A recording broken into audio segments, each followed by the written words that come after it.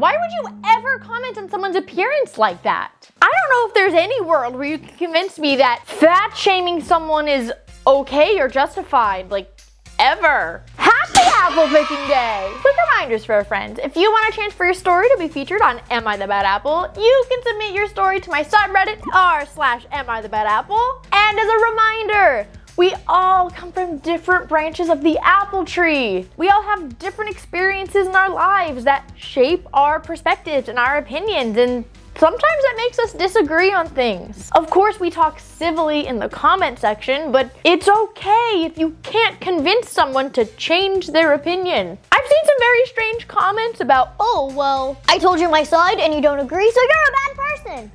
That's not how discussions work. Even me, sometimes I tell you guys, hey, I think you'll be able to change my mind on this, and other times I'm like, no, this is my opinion and I will not be changing my mind. It's all based off of our experiences, and we should also never shame someone for not having an experience. That's silly. But if you're someone that you can't handle not being able to convince someone to change their opinion, maybe we take a step back from the keyboard. We don't have to type if we can't handle it, okay? But without further ado, let's get started on this week's episode of Am I the Bad Apple? Let's go apple picking! Apple number 1. Am I the bad apple for telling my sister her boys can't come to my wedding? I, 30 female, and my fiance, 33 male, are getting married in a couple weeks. The plan has always been for my older brother's daughter, my niece, 8 years old, and my fiance's oldest nephew, also 8 years old, to be the flower girl and the ring bearer in our wedding. They will be the only children under 16 invited. My sister, 27 female, have 3-year-old twin boys. I do love my nephews, but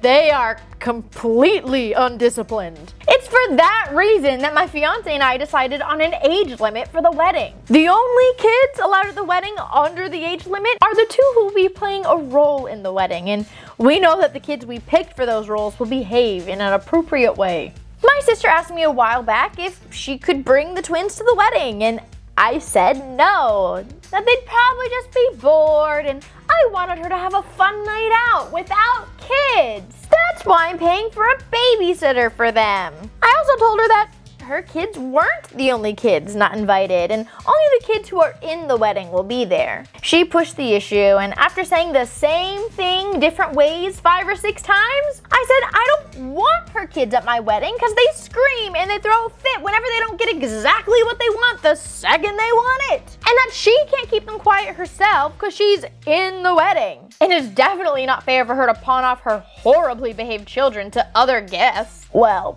she didn't like that, and I think I hurt her feelings, but I mean, I snapped. Why couldn't she just take the original answer I gave her? So, was I the bad apple? Here is one of those stories that I think a lot of us will disagree on, and that is okay. So like when Avery and I got married, we did have kids at the wedding. I definitely don't think it's a problem when people decide, hey, we don't want children. We want a complete child-free, adult-only wedding. Like, that's fair, that's valid, to each their own. My issue, I have a couple issues. And I don't actually know like proper wedding etiquette about this. So like, I could be wrong about the etiquette part. I just don't know it, and I'm just kind of going based off of like my own thoughts. So like, I'm putting that disclaimer out there for all the keyboard warriors like starting their engines. I don't like how there are some families' children invited and some not. Like I totally would understand if it was, oh, immediate families' children can come, or people who are in the wedding, their kids can come, but to say one of my siblings' kids can come and the other siblings can't, I don't really like that. And I know that it's like, well, one's in the wedding and one isn't.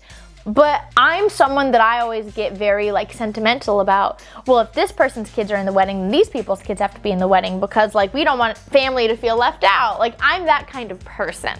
So I know that people will disagree with me on that, and that's okay. We just have different priorities, and that's fine. Like, that's okay. And I really don't like talking about how horribly behaved her kids are. Like, they're 3. Well, all they do is scream if they don't get what they want. They're toddlers.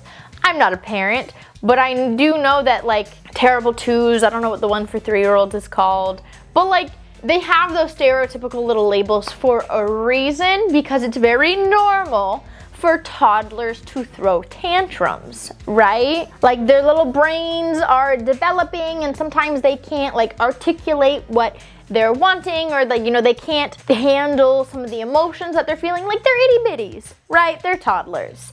It's very normal for them to have big feelings about things.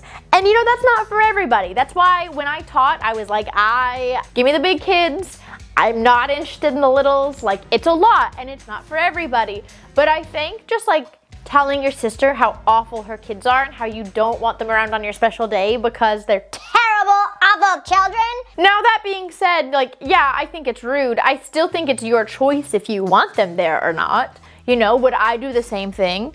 No. Do I think it's rude? Yeah, but like, who am I, you know? Like, just because I don't agree with you on something doesn't mean your world should be ending, you know? Like, we just disagree, and that's fine. I am gonna go crab apple. Like, it's so, like, I don't want to give you bad apple for not inviting the kids, because that's really what the question is. Am I the bad apple for telling her they can't come? And you know, again, do I agree with the decision? No. Do I think it makes you a terrible person for putting your foot down and saying, I don't want these kids at my wedding and I'm going to like only include these specific ones? No. Like, again, I don't agree, but I don't think that makes you a horrible human being. But I don't like the way you went about it and just trashing her children to her. That is my segue into bad apple. Like, I definitely can't give you a good apple with how much I disagree with the situation, and the way that you acted just kind of gives me that ability to not give you a good apple. And again, like I said, there's gonna be plenty of people in the comments that are like, hate kids, blah, blah, blah, don't want any of them. Do you, queen? Like, yeah, whatever. We have different priorities when it comes to like the way we want our weddings to be. That's okay. I'm going crabapple. I don't think you handled it well. I don't like the way you spoke to her. I don't like the way you spoke about your nephews to her. They're 3. Like, I feel like, you know, you're about to get married. If you decide to have children, you know, I have a feeling that you will find out that 3-year-olds are not all sunshine and roses all the time, and it's normal. But anyways, I'm rambling, let's move on. Apple number 2. Am I the bad apple for asking my son to bring my daughter to visit me without her mom? My 51 female, son 29 male, and his fiance Jen have a 6-week-old daughter, Lily. I used to get along really well with Jen, and I told everyone she was like a daughter to me. But when she got pregnant, she started acting weird towards me. Like, I asked to be in the room for her delivery and she clipped a no, despite letting her other son from a previous marriage dad's mom in the room for his delivery. No big deal, I guess, you know, it's her choice. But when I went to visit in the hospital afterwards, she started acting really put off that I was there. I figured she was just tired and left after about 20 minutes to give her space, but then it continued. I've stopped in to see everyone about 5 times since she's had the baby, and every single time I walk in, she gets really quiet. Whenever I'm holding the baby, she's hovering. She keeps snapping at me over small things. Like how I'm holding the baby because I had her on her belly in my arms, or sideways across my knees on her belly, and she just snaps at me. She's crying! Can't you see that? She obviously doesn't like it, so stop holding her that way. Or snapping at me for things I say to the baby. Like when she starts fussing, I say, oh, you won't get your own way with me. You can't play me like that. In just a sweet little baby voice, trying to calm my granddaughter. Then my daughter-in-law, again, snaps at me. She's 4 weeks old. How exactly is she playing you? Then one day she got so mad, she actually kicked me out of the house. All because she picked up the baby for making the smallest of noises. And I told her that baby's gonna get used to being held all the time if she keeps doing that. And you don't need to pick her up for every little thing. My daughter-in-law looked at me and said, well, it's a good thing she's my child and I don't have to listen to your crying it out bullcrap. Well, I went there on Thanksgiving, and apparently it was her mother's first time meeting the baby. And of course, the baby was all smiles and love for her grandma. But when I got the chance to hold the baby, she immediately started screaming and was promptly taken from me. I felt very slighted. I asked my son if he would bring the baby to visit me without his fiance, because I feel like his fiance's attitude towards me is the reason the baby screams every time I hold her. I definitely think she's picking up on the hostility. I know why she dislikes me now, but asking her currently would be pointless. He told me he absolutely would not bring his daughter to my place without her mother because he wouldn't do that to his fiance, who I guess has never been away from the baby thus far. I told him they were purposefully ruining my chance at a relationship with my granddaughter, but he just brushed me off and said that wasn't true and that I need to stop pushing my old-fashioned beliefs, which is the first time I've heard anything like that. So am I the bad apple for expecting him to bring me my granddaughter without her mother so I can try to have some kind of relationship with her? So I don't know if you guys are catching up on the vibes that I'm catching from this story. We've talked a lot before about in-laws and grandparents who sometimes don't understand that grandbaby isn't their baby. And let's take some of her grievances, right? She wants to be in the delivery room for her daughter-in-law. And daughter-in-law said hard pass, which I don't disagree with. I've never given birth to a baby, but the idea of like being in that vulnerable state with anyone other than like my own mommy? No. Well, she did it with her other child. Yeah, and she probably regretted it wholeheartedly, which is why she's like never again. Like that makes sense to me, right? But you know, when she brought up the idea of I want to be in the delivery room, the daughter-in-law didn't say no, go to the waiting room and you can meet her after. She just said no. So like the way it's written almost sounds like to me that she wasn't invited to come in, you know, to the hospital. She just kind of showed up. And oh, well, all of a sudden my daughter-in-law kind of got quiet and she looked uncomfortable and blah, blah, blah, blah. Like the way that it's written sounds to me that she just showed up to the hospital without an invitation. Are you guys feeling like that too, or am I in like Delulu land? Let me know in the comments. And then she writes again, it's written like, well, I just stopped by the house and every time I walk in, my daughter-in-law gets very quiet. So were you invited to the house or did you just show up? Because if I, you know, again, never had a child before, but like I know from my friends who have had children, like they're in pain, they're exhausted, you know, it's a mess. And I know that if I was in that kind of state and someone just showed up to my house, I wouldn't be happy either. I don't like when I'm perfectly healthy and people just show up to my house. I'm like, what are you doing here? I'm watching Netflix. So like again, I'm feeling like she's just showing up and is mad that people aren't praising her for just taking it upon herself to insert herself in whatever's going on. And I know there's gonna be people in the comments that are like, well, it's her grandbaby. Okay, then be the grandparent and be supportive with what the parents need. Don't just show up and decide, oh, you need me now. That's not really how that works. If it's more stressful for them to have company, then don't go over. Like, no, you don't have rights to the baby. You're the grandparent, you're not the parent. But on top of that, you know, have I had a baby? No. Have I held a lot of babies? Yeah. And I have, you know, a lot of not only nurses in my life, but peds nurses, labor and delivery nurses. I've never, ever, ever, ever had them tell me that holding a baby in my arms on her stomach or on her side was like the best thing to do. Like you have to support the head. So it feels like she is holding the baby incorrectly and is getting like super defensive and upset when the mom is like, don't hold her that way. You're obviously hurting her. She doesn't like it. Don't hold it. Like she's crying. Stop it. It reminds me of, you know, I'm not using any names or real life experiences or anything, but like if there was a grandparent somewhere in the world that just wanted to prove that they knew better than the mom, and so they did something purposefully to show like, oh, see, this works too, or this works. Like it feels like that was attempted, but it backfired. But I also could be in Delulu land, so like let me know in the comments if you think like I'm just projecting or something, because like, you know, we're all human. It happens. That's why we like chat in the comments and say, no, like I'm not getting that vibe. I think you're just projecting. If that's the case, like just let me know. So like with all of these things together, like it sounds like mother-in-law is just making life so much harder for her daughter-in-law, this new mom who's just trying to figure out how to protect her baby in the best way, on top of dodge all the criticisms coming from mother-in-law for mother-in-law to be like, hey, I want you to now be away from your newborn child because like I feel like the only reason that your child cries when I hold her can't possibly because I was holding her in ways that was hurting her. It's obviously because like you're making her not like me. She's 4 weeks old. What? Maybe she just feels how uncomfortable she is when you hold her. But I don't know. What do I know? Dumb, childless millennial over here. I don't know anything about babies. So, moms, you let me know in the comment section. Let me know how wrong I am. But I'm going bad apple on this one.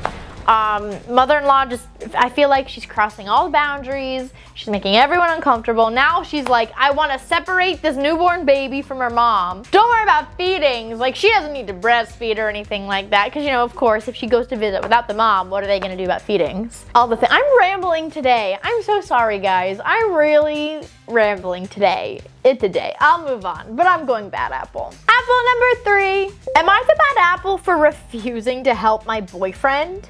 My 30 female boyfriend, 38 male, and I have been together for about a year. My boyfriend is a single father raising 2 children, 17 male and 4 male. They're great kids and I don't have any children. Being a single father, he works 2 full-time jobs to support his children, and I also have 2 jobs, but I work significantly less as they're both rather well-paying jobs and I have much less expenses than he does. As we both work a lot, you can imagine we don't get to spend a lot of time together.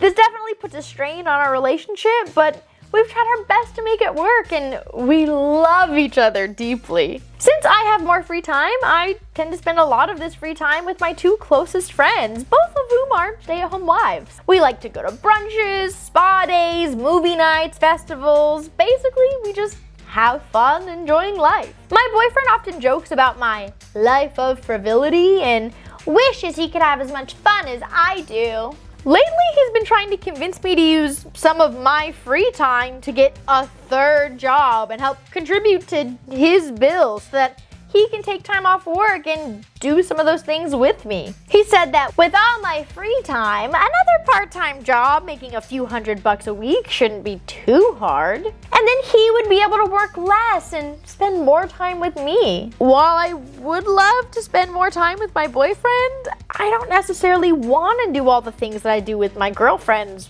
with him. I want to do them with my friends. I don't feel like it's fair that I get a 3rd job to subsidize his income. Like, we don't share finances and we don't even live together. He immediately got defensive and told me it wasn't like that and I didn't understand because I don't have kids and that he needed to work as much as he did for his children, and if I'm gonna be in the picture long term, why can't I just help out? This is where I might have been the jerk. I told him it was ridiculous for him to expect me to pay to spend time with him. He told me I was being childish and I just clearly wasn't listening to the situation. Simply that he couldn't afford to work less and desperately wanted to spend more time with me. He figured since I could earn more money in less time than he could, that I should work a little more so he could work a little less. I told him again, me working more to help pay his bills would be me paying to spend time with him. I'm not doing that. Then the conversation quickly deteriorated. I just need to know, am I the bad apple? Ooh, my girl. There are a lot of red flags here, okay? First of all, in what world would it make sense that while you 2 are not sharing bills, not even living together, that your wages should contribute to his bills? That doesn't make sense. Like, yes, you have less expenses because you don't have 2 children to pay for. He does. And I think that calling you frivolous because you work a normal work schedule and go out and do things with your friends is messed up. That's rude. That's so manipulative and like gaslighty to make it seem like, oh, like you're all just Miss Fancy Pants, living so frivolously, throwing money away. No, you're living a balanced life. It's not your responsibility to make sure he can pay all of his bills. Like he's not concerned about your bills. He wants you to pay his. That's such a red flag. My girl, run.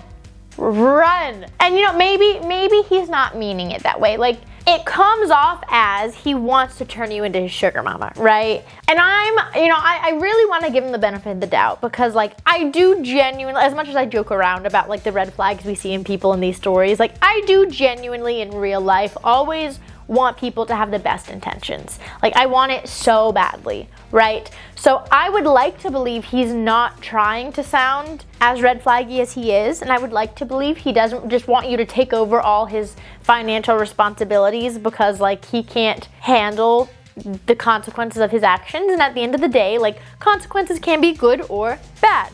You know, the consequences of his actions is he has 2 kids that he has to pay child support for, or, you know, support them in whatever way that he supports them, plus his own expenses. Those are the consequences of his actions, not yours, you know. Now, if you do decide later to join the families and you become the stepmom, that may or may not be a different story. I do know, I've seen plenty of stories about people who have like blended families splitting up finances in such a way. Now, Avery and I don't have kids, much less stepkids. I don't have experiences with that. I don't know how normal that is. But like, you're not even living together. No, this should not have even been asked of you. Like, I think it's really outlandish for him to ask for you to get a 3rd job so that you don't have the time to do fun things with your friends because he wants to work less. Your decisions are your decisions, but my genuine advice to you is to run. That does not feel like a situation that will turn out well for you in the long term. I'm just saying. The heart wants what the heart wants. Your decisions are your decisions. I wish you all the best, I really do. And I think you're the good apple. Apple number 4. Am I the bad apple for fat shaming my roommate? I, 25 female, am an American who's been living in London for about 6 months now. My roommate, B, 23 female, has been nice for the most part, and I've come to enjoy her company. My only issue is that she's always taking jabs at America. Now, to clarify, I don't think the US is above criticism, and I have no problem going tit for tat sometimes. When I first met her, I would laugh along, and I didn't feel any type of way about it. However, it's become a little too frequent, and as time has gone on, I've started to notice an obnoxious air of superiority every time she does this, which really makes me feel like it's not all in good fun anymore. She'll even refuse to believe me if I correct her when she says something untrue, like when she says, all Americans are so stupid because all of their tests are multiple choice, so most of the time people only pass because they're guessing. And I told her that wasn't true at all, and not the case, especially for like AP classes. She just insisted that the schools I went to must have been so different from normal schools across the US. I just went to public school. I've tried to go along with it as I don't want to be an overly sensitive person, but it's kind of starting to get on my nerves. All my frustrations came to a head last night when she started talking about how disgusting it was that America's so fat, a topic she talks about all the time.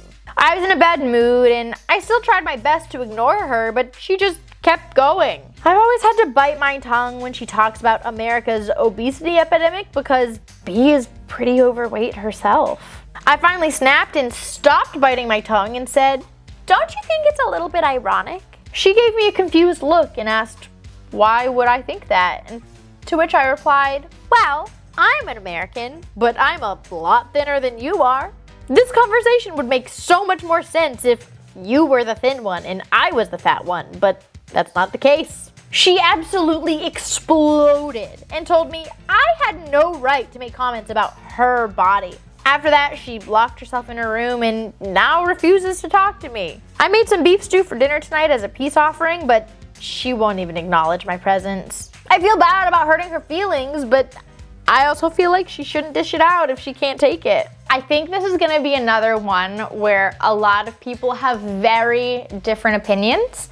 And it's one of those things where like, yeah, absolutely, I encourage everyone to share their thoughts and opinions down in the comments. But at the end of the day, like, I think people are gonna have very strong feelings about this one way or another for like a lot of different reasons and a lot of different personal experiences. I don't like that the fat comment was like pointed directly at her. I would have much rather seen, you know, definitely speak up, because I think that the things that she's saying and the stereotypes that she's perpetuating like are harmful, you know? Like there's a lot we can criticize the US for. There's a lot you can criticize every nation for, right? Like there's no such thing as a perfect land or government or leader or country or anything about, like, there's definitely much that we can criticize every nation, including the US, about. And I think that's fair. And I think it's healthy to be able to acknowledge the things like, oh, there is an obesity epidemic in America, and there are issues within the education system. Not necessarily with kids being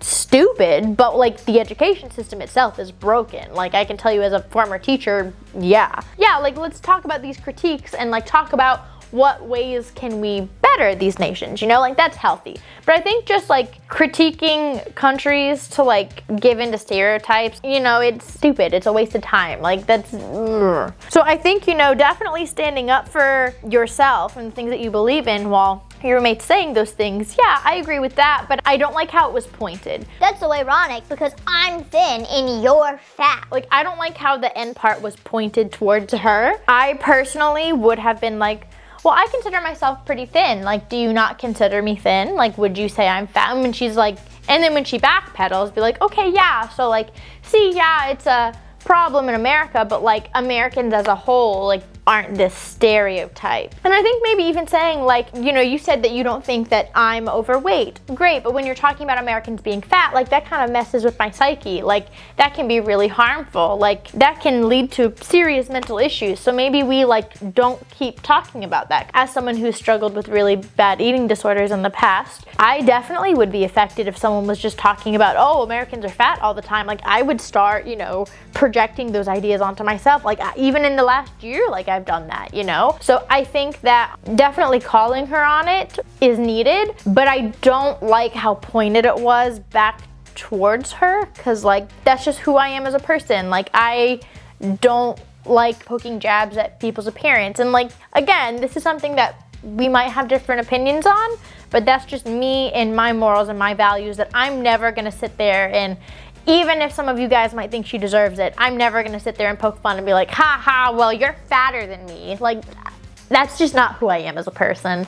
I'll go crabapple because I really think something needed to be said. And I don't necessarily think that you fat shamed her, but I do think that your comment was rude and uncalled for. I don't like the way it was presented. I don't like the way you presented your argument as a whole. I'm gonna go crabapple.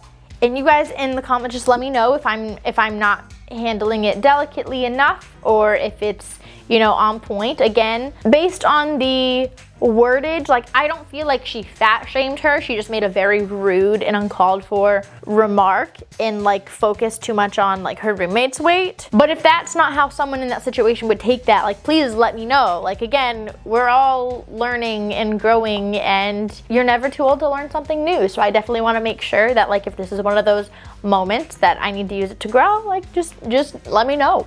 So I got 2 crab apples, a good apple, and a bad apple. It's the curse! For those of you that don't know, last year we had what, like multiple months in a row where we just got that exact same 2 crab apples, a good apple, and a bad apple. And all the stories, like I picked them randomly. Like there's no rhyme or reason or order.